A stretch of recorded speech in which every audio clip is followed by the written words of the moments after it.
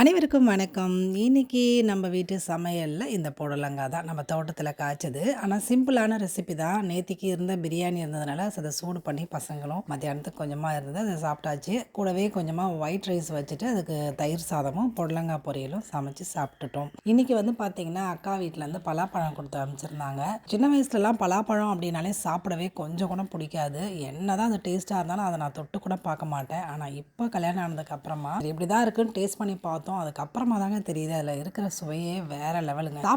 சாப்பிட்டுக்கிட்டே இருக்கணும் போல தோணும். சீசனில் கிடைக்கிற இந்த மாதிரி ஃப்ரூட்ஸ் எல்லாம் கண்டிப்பாக வாங்கி சாப்பிட்றணும். இப்போ இந்த மாதிரி பலாப்பழம்னா ரொம்ப பிடிக்கும் அப்படின்னா எத்தனை பேருக்குன்னு கமெண்ட்ல சொல்லுங்க. அண்ட் அன்னைக்கான ஈவினிங் ஸ்நாக்ஸ் போலி தான் செஞ்சிருந்தேன். ஸோ சூப்பராக போலி செஞ்சு பசங்களுக்கு கொடுத்துட்டு அதுக்கப்புறமா சாயந்தரம் போல் சைட்டுக்கு போயாச்சு. இன்னைக்கு பழம் எடுக்கிற வேலைலாம் போயிட்டு இருந்தது. அதெல்லாம் அப்படியே வேடிக்கை பார்த்துட்டு வீட்டுக்கு வந்துட்டோம்.